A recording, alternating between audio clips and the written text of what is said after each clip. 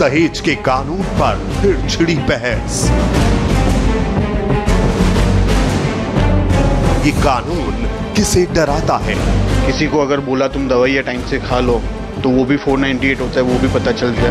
दहेज के दर्द की कहानियां देखिए दोपहर 3 बजे। स्पेशल रिपोर्ट की बात करेंगे दहेज कानून के डंक की।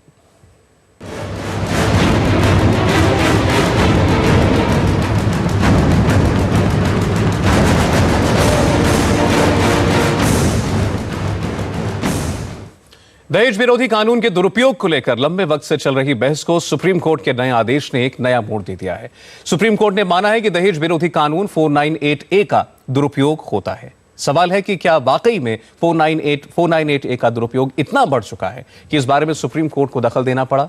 आज 3 पीड़ित परिवारों से के हवाले से हम बात करेंगे इस पूरे मामले की, और हमारे साथ कुछ मेहमान भी होंगे। हमारे साथ हैं सीनियर वकील रेखा अग्रवाल जी, सेव इंडियन फैमिली की तरफ से हमारे साथ अमित लखानी होंगे, और समाज सेवी रंजना कुमारी जी भी हमारे साथ हैं। आप तीनों का मैं बहुत बहुत स्वागत करता हूं।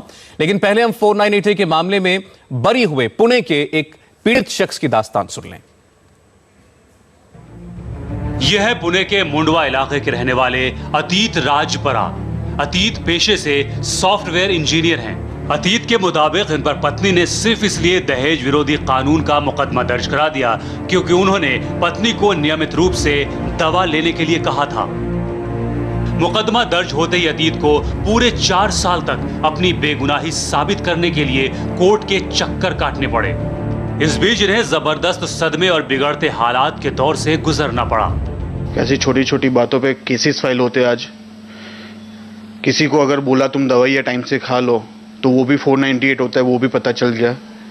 उसके साथ ये भी पता चल गया कि मैं पुरुष हूँ, तो पुरुष होना भी एक क्रिमिनल एक्टिविटी है। मीन्स कभी भी कोई भी तुम पे कोई भी केस डाल सकता है, और उसके लिए तुमको 4 साल 5 साल कोर्ट में, 10 साल 15 साल तुमको कोर्ट में जाके सफाई देनी है कि मैं गुनहगार नहीं हूँ। महज A4 साइज का FIR का साइज है, उस पर मैंने 4 साल कोर्ट में निकाले प्रूव करने के लिए कि मैं इनोसेंट हूँ। वो बात अलग है कि 4 साल के बाद कोर्ट ने मुझे बोला कि हाँ भैया तुम इनोसेंट हो, बट मेरे 4 साल का कौन भुगतान देगा। अहमदाबाद के रहने वाले अतीत की 26 जनवरी 2004 को शादी हुई थी। शादी के 10 महीने बाद नौकरी मिलने पर ये पत्नी के साथ शिफ्ट हो गए। अतीत का कहना है कि नवंबर 2008 तक इनकी शादीशुदा जिंदगी में सब कुछ ठीक चला, लेकिन बच्चा न होने की वजह से डॉक्टरों ने इन्हें टेस्ट ट्यूब बेबी तकनीक अपनाने की सलाह दी। इस ट्रीटमेंट के लिए अतीत ने पत्नी को अहमदाबाद में उनके मायके भेज दिया। लेकिन कुछ दिन बाद जब अतीत ने पाया कि उनकी पत्नी दवाइयां नहीं ले रही है, तो इस बात पर उन्होंने नाराजगी जाहिर की। इस पर ससुर ने इनके साथ बदसलूकी की। बात यही नहीं रुकी, घर का ये झगड़ा थाने जा पहुंचा, और अहमदाबाद के बोपल पुलिस थाने में अतीत के खिलाफ 498 का मुकदमा दर्ज करा दिया गया। तो दवाइयाँ थी जो उसको टाइम पे खानी थी, वो नहीं खा रही थी। तो मैंने उसको बोला कि तुम दवाइयाँ टाइम से क्यों नहीं खा रही हो, अगर तुमको नहीं करना है ट्रीटमेंट तो छोड़ दो। तो उसका बस वही बात का एक हो गया कि तुमने ऐसा बोला कैसे हमको, एंड 498 फाइल हो गया। 1 घंटे में FIR रजिस्टर्ड हो गई। दूसरे दिन सुबह में, उसी दिन मुझे पुलिस का भी फ़ोन आ गया कि तुम्हारे खिलाफ हमने एक्शन लिया है एंड हम तुमको अरेस्ट करेंगे। 498 का यही है कि जिस तरह से आज ये मिसयूज़ हो रहा है या जिस तरह से यूज़ हो रहा है, बेसिकली उसमें यही है कि लड़की कोई भी पुलिस थाने में जाती है, सिर्फ बोल देती है ये मुझे परेशान कर रहा है, इमीडिएटली 498 फाइल होता है। इमीडिएटली उसके घर वाले, उसके पेरेंट्स, जिसके भी नाम दिए गए, सबको अरेस्ट किया जाता है। बहुत सारे केसेस में मैंने देखा है कि 2 महीने के बच्चे का नाम दिया गया और 2 महीने के बच्चे का भी अरेस्ट किया गया। पुणे से हमारे साथ अतीत खुद हैं, जिनकी बात अभी आप सुन रहे थे। अतीत, आपका स्वागत है, और बाकी मेहमानों का परिचय हमने कराया, आपने भी सुना होगा।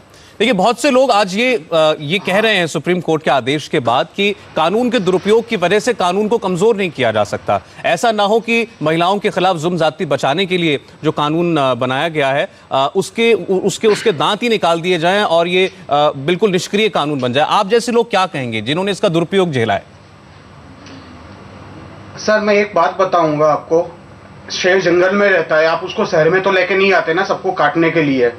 सुप्रीम कोर्ट का जो एक गाइडेंस दिया है उन्होंने बोला है कि आप बिना बजाय अरेस्ट ना कीजिए। 15 दिन में आप अरेस्ट कर रहे हैं तो क्यों कर रहे हैं वो भी बताइए, अरेस्ट नहीं कर रहे हैं तो क्यों नहीं कर रहे हैं वो भी बताइए। तो आप यहाँ पे देखेंगे तो बेसिकली जो दांत वाली बात है, जो बोलते हैं दांत निकाल दी है, तो बेसिकली दांत को कंट्रोल में रखने की बात है। यहाँ पे कोई दांत निकाल के फेंक के उसको नहीं निकाल रहा है। जहां तक मेरी बात है तो 498 में आप देखिए जरा के कितने फॉल्स केसेस होते हैं। एक पेज का FIR है, मैं पब्लिक को दिखाऊंगा यहाँ पे आपके ऑडियंस को। एक पेज के FIR में मैंने 4 साल कोर्ट में निकाले हैं। एक पेज का FIR है, हाथ का लिखा हुआ। अगर इसको मैं कंप्यूटर पे टाइप करूंगा आधा पेज भी नहीं बनेगा। और ये मेरा चार्जशीट है। On what basis they are arresting me and my parents. कोई लिमिट होता है, मींस उन्होंने बोल दिया सिर्फ परेशान कर रहे चलो पकड़ के डाल दो। क्यों? क्योंकि भैया मैं जरा आपकी बात का जवाब रंजना जी से चाहूंगा। रंजना जी, ये है इस पूरे मामले का दूसरा पहलू, और इस पहलू को इतनी तवज्जो दी सुप्रीम कोर्ट ने कि ये गाइडलाइंस जारी करनी पड़ी हैं, क्या कहेंगे आप? देखिए, कानून व्यवस्था और पुलिस का जो रोल है उस पर सुप्रीम कोर्ट का एक तरह से स्टेटमेंट है। और जहाँ तक कानून के दुरुपयोग की ज़रूरत है, टैक्स का कानून से लेके और देश के हर कानून का दुरुपयोग होता है।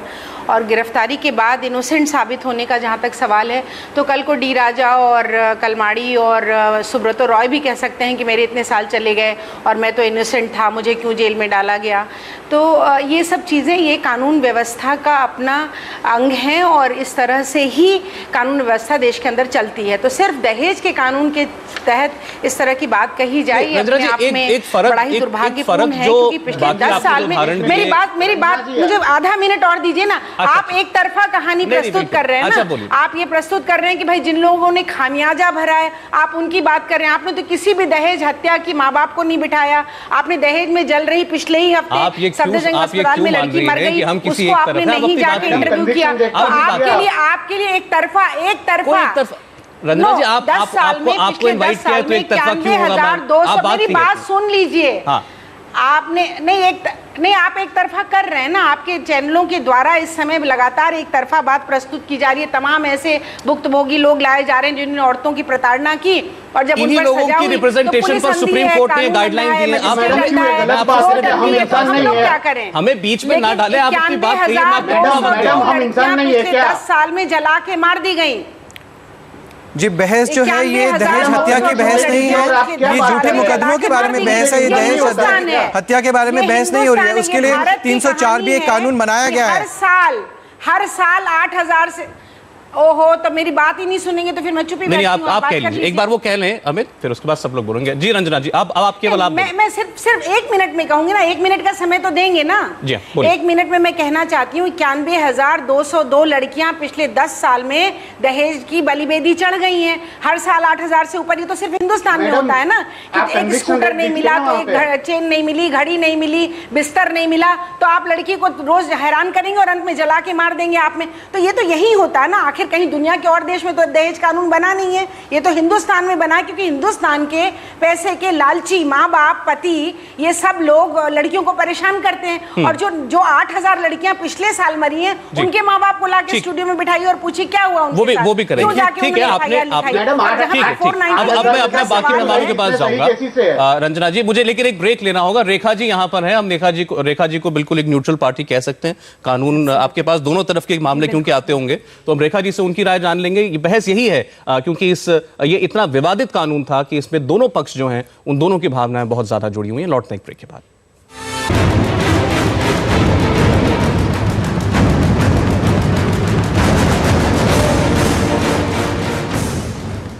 हम आज बात कर रहे हैं 4988 दहेज विरोधी कानून के दुरुपयोग को लेकर। जो कुछ बातें कही हैं सुप्रीम कोर्ट ने, उस पर हमारे साथ कई मेहमान हैं। मैं सीधे जाता हूं रेखा जी के पास। रेखा जी, ब्रेक से पहले रंजना जी ने जो बातें कही, ऐसे बहुत से लोगों की भावनाएं हैं कि हम ये भूल जाते हैं कि हमारे देश में महिलाओं के खिलाफ कितने अपराध और अत्याचार होते हैं, और एक ये कानून था जिससे शायद उनको कुछ अधिकार मिलते थे, और ये कमजोर हो रहा है। देखिए, हर चीज़ के दोनों पहलू होते हैं, अच्छा और बुरा।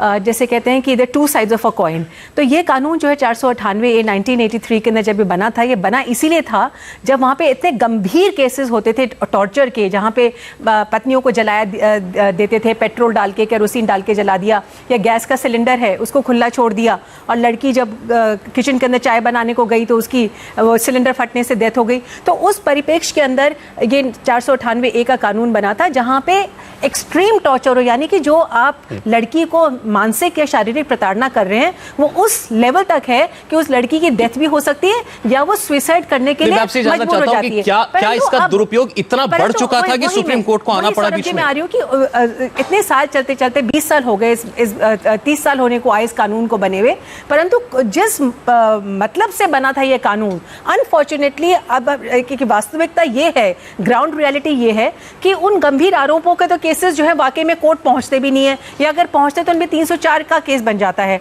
परंतु एक छोटी छोटी बातों को लेके, जिनको हम कहते हैं कि घरेलू नोक-झोंक है या कोई और भी वजह हो सकती है, जो पारिवारिक क्लेश हो सकता है, उसको एक दहेज का जामा पहना के कुछ लड़कियां जो हैं वो 498 का दरवाजा खटखटाती हैं, जिसकी वजह से जो कहते हैं ना कि एक गलत मछली जो होती है सारे तालाब को दूषित कर देती है, उस तरीके का केस बन जाता है। रंजना जी, मैं इस पर चाहूंगा कि आप रिस्पॉन्ड करें, लेकिन फिर मुझे एक ब्रेक लेना है। और यहाँ अमित है स्टूडियो में, ये भी काफी वर्षों से इसी कानून के खिलाफ काम कर रहे हैं, उनका एक रिएक्शन, लेकिन एक ब्रेक के बाद।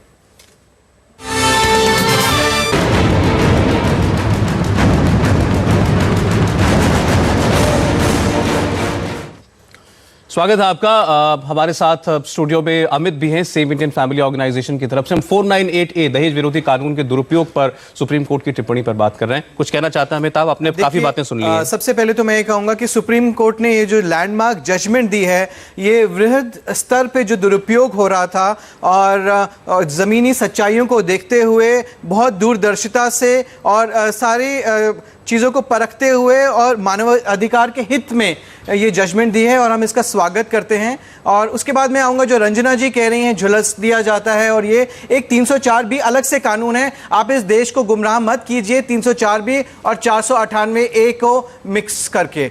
304B एक अलग कानून है जिसमें दहेज हत्या का कानून है, ये 498A है जो कि ग्रेव सिचुएशंस के लिए है। ये नहीं कि पति पत्नी में आपसी कुछ मतभेद हुआ तो आप गए और आपने इस चीज़ को क्रिमिनलाइज कर दिया। एक पत्नी गई और जाके फॉल्स स्टेटमेंट कर दी। तो सवाल ये है कि क्या हम इन कानूनों की आड़ में बेकसूर निर्दोष लोगों को जेलों में भर दें? क्या हम इन कानूनों की आड़ में माओ बहनों को बेआबरू होने दें? क्या हम इन कानूनों की आड़ में परिवारों को तोड़ने दें? क्या हम इस वृहद स्तर के दुरुपयोग को बर्दाश्त करते रहें? आपने सारी इस कानून की सारी कमियां गिना दी। इस कानून में कुछ तो अच्छा होगा। आखिर ये कानून बनाया गया था तो किसी इरादे से बनाया गया था, नेक नियति से बनाया गया था, किसी की मदद के लिए बनाया गया था। देखिए, तो क्या ये कानून आज वो उस पर्पस से हट चुका है पूरी तरह? हम बाकी मेहमानों के पास जाएंगे। अमित, मुझे ब्रेक लेना, अब आधा घंटा और है इस बहस के लिए, फिर वापस लौटते हैं। अतीत भी हमारे साथ पुणे से, उनके पास भी चलेंगे थोड़ी देर।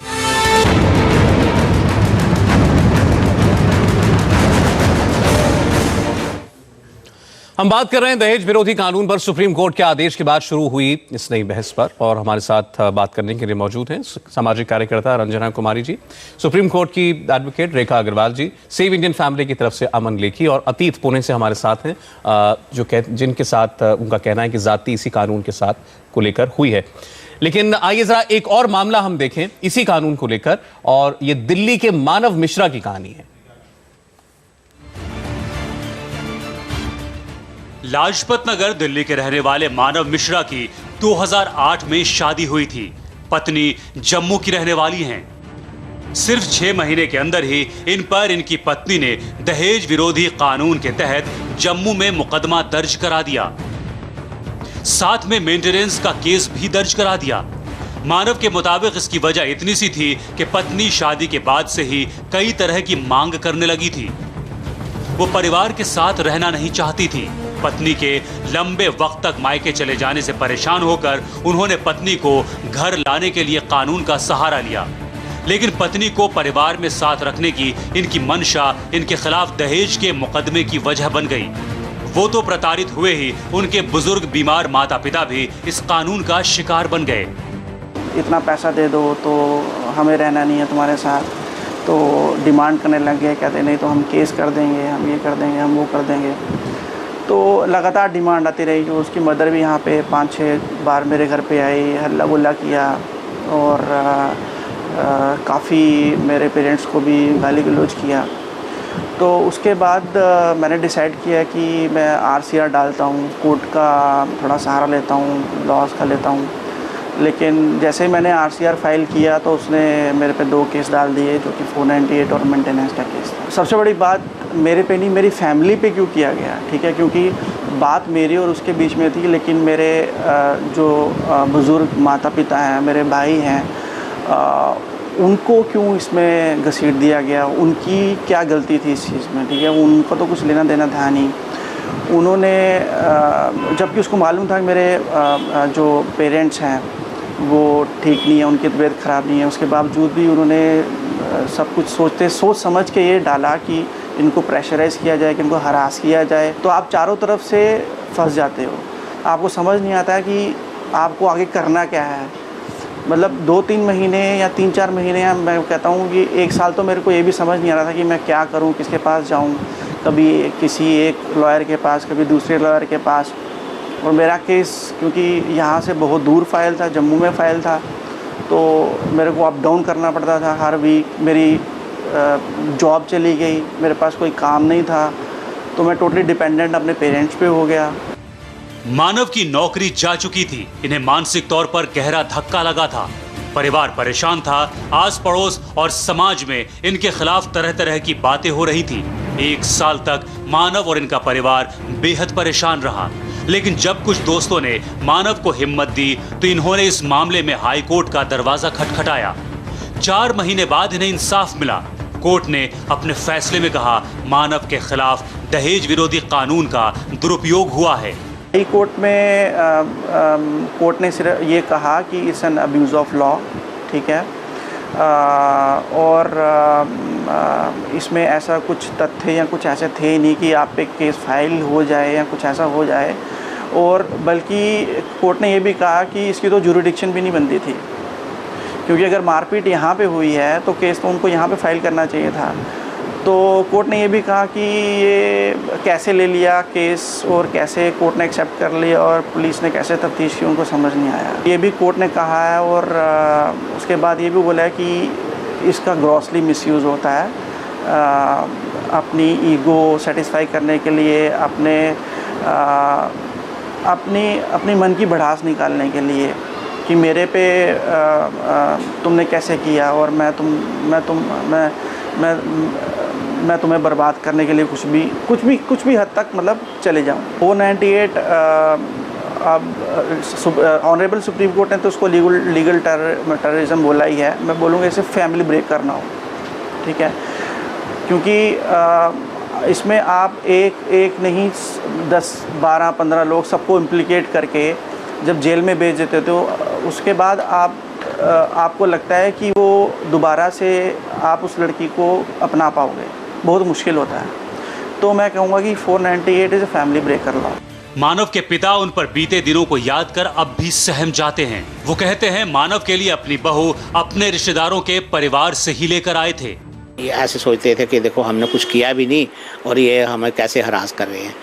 तो हमारे घर में कई दिन खाना नहीं बनता था, 5-5, 6-6 दिन खाना नहीं बनना, और यही सोचते रहना कि क्या हो गया हमारे साथ, कैसा हो, ये क्या कर दिया इन लोगों ने।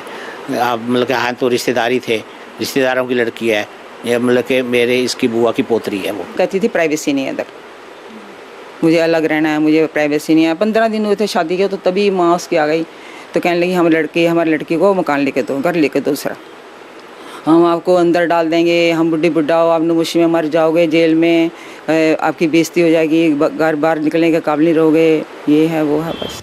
आज मानव दहेज विरोधी कानून को परिवार को तोड़ने वाला कानून कह रहे हैं। वो कह रहे हैं कि उनका पत्नी से तलाक नहीं हुआ है, लेकिन ऐसे हालात में पत्नी को जीवन संगिनी बनाना अब मुमकिन नहीं है। वो चाहते हैं कि ऐसे कानून का दुरुपयोग खत्म होना चाहिए। वो कानून जिसने बेवजह सिर्फ उन्हें ही नहीं, उनके बुजुर्ग, बीमार माँ बाप और भाई को प्रताड़ित किया। Priyanka Kandpal, India TV, Delhi.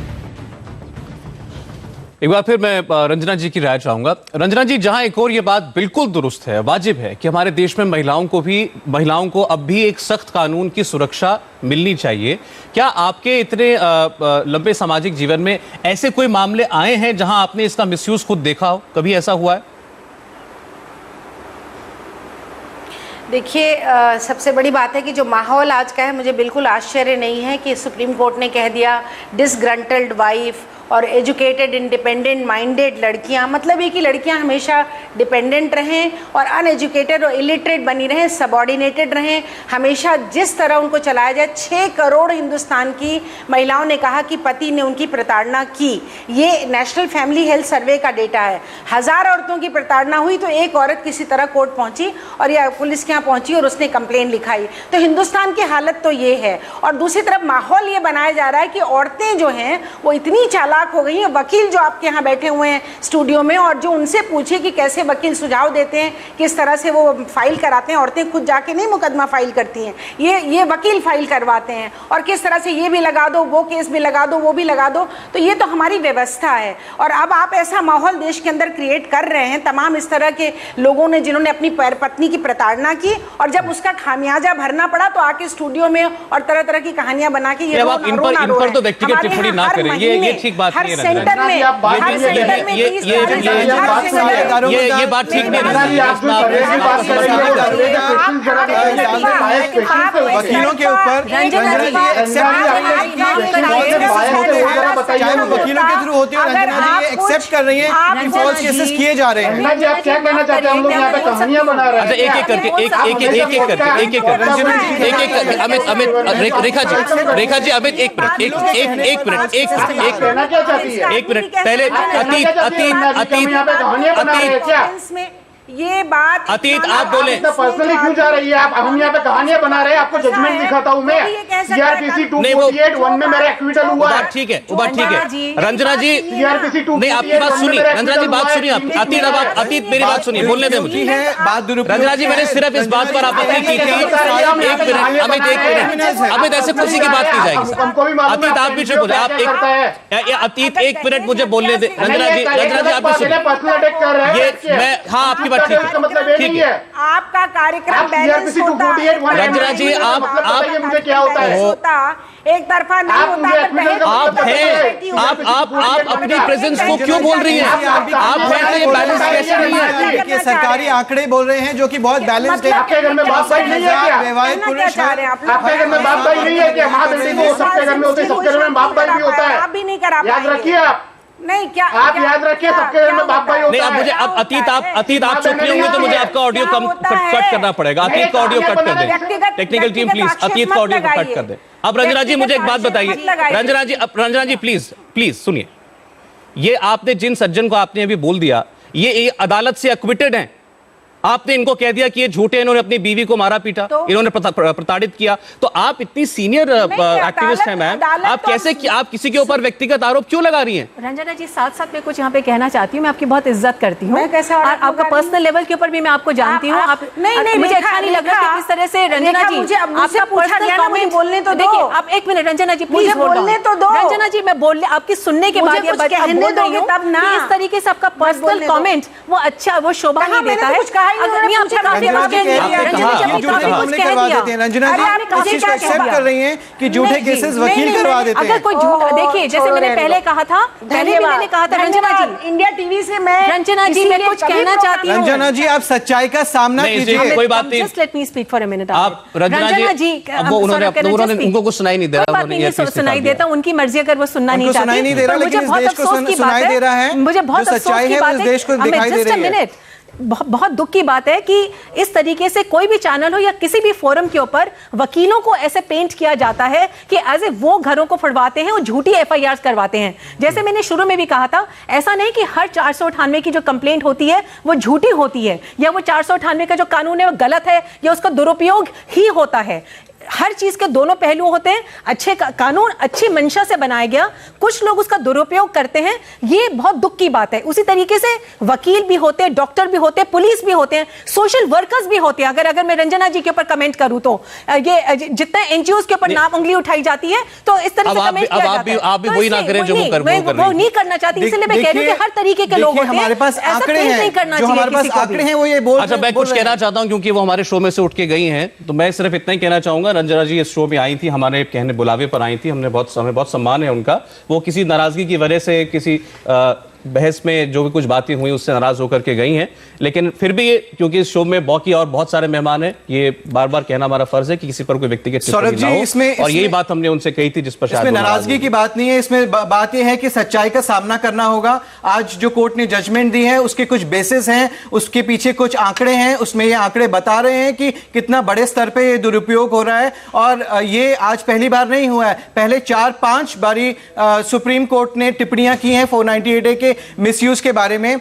2003-2007 में टिप्पणियां हुई थी और 41A अमेंडमेंट सीआरपीसी में किया गया था 2010 में, जिसमें कि अरेस्ट गाइडलाइंस बनाई गई थी। ये आज नहीं हुआ है, ये 2010 में हुआ था। और जब देखा गया क्या इसको फॉलो नहीं किया जा रहा है। आपकी बात भी ठीक है, और जो दूसरा पक्ष आ रहा है उसमें भी कहीं कोई कमी नहीं है। वो ये कि आज भी हमारे देश में करोड़ों महिलाएं जुल्म जाती हैं। पर इसका मतलब ये नहीं है कि हम दुरुपयोग को बढ़ावा दें। किसी भी कानून के दुरुपयोग का समर्थन कोई भी कैसे कर सकता है। फिर रंजना जी आपसे पूछूंगा कि क्या वाकई आपको लगता है कि जो महिलाएं जिनके लिए ये कानून बना था उनके साथ नाइंसाफी होगी? क्या अब वो पुलिसकर्मी जो कि आज इस डर में रहता था कोई महिला मेरे पास शिकायत लेके आई है तो मुझे इसकी मदद करनी है, आज उस महिला की सुनवाई नहीं होगी? एक ब्रेक के बाद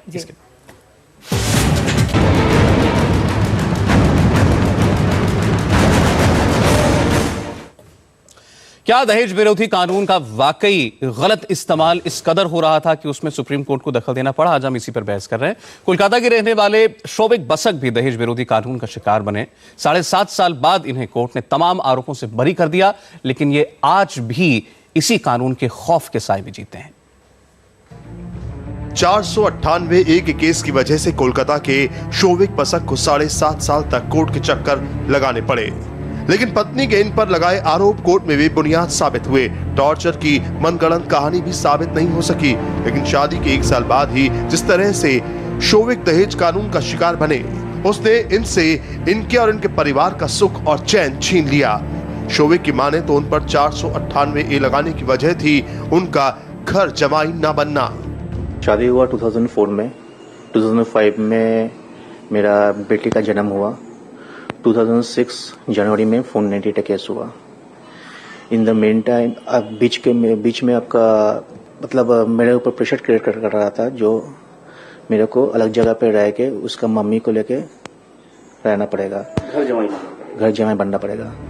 शोभिक के मुताबिक वो पत्नी के परिवार को भी उतना ही मान देते थे, लेकिन वो हार्ट अटैक के मरीज अपने बुजुर्ग पिता और माँ को घर पर अकेला छोड़कर घर जवाई नहीं बन सकते थे। मैंने उसको नहीं किया क्योंकि मेरे पास मेरा मम्मी पापा है। पापा का 2 बार हार्ट अटैक हो चुका है। मेरा मम्मी एक आंख में देख नहीं सकती ठीक से। सो मेरा रिस्पॉन्सिबिलिटी था उन लोगों को भी देखभाल करना। मैं कभी ये नहीं किया जो मैं उसका मम्मी पापा को नहीं देखूंगा, but at the same time मेरा मम्मी पापा को देखना भी मेरा रिस्पॉन्सिबिलिटी के अंदर आता है। तो जब तक उसका डिमांड फुलफिल नहीं हुआ, उसके बाद वो 2006 में आके 498 की थी। लेकिन पत्नी की जिद आखिर इस पति पर भारी पड़ी। 12 जनवरी 2006 को कोलकाता में दहेज का केस दर्ज होते ही इन्हें 21 दिन के लिए जेल भेज दिया गया। अब इस बहस में आपने दोनों पक्षों की बातें सुन ली हैं। अब सुप्रीम कोर्ट की इस हिदायत से क्या सबक लेना चाहिए हमें और कानून को? हम चाहेंगे कि रेखा जी, सुप्रीम कोर्ट की सीनियर एडवोकेट, वो हमको समझाएं। एक ब्रेक के बाद लौटते हैं, फिर उनकी बात सुनेंगे।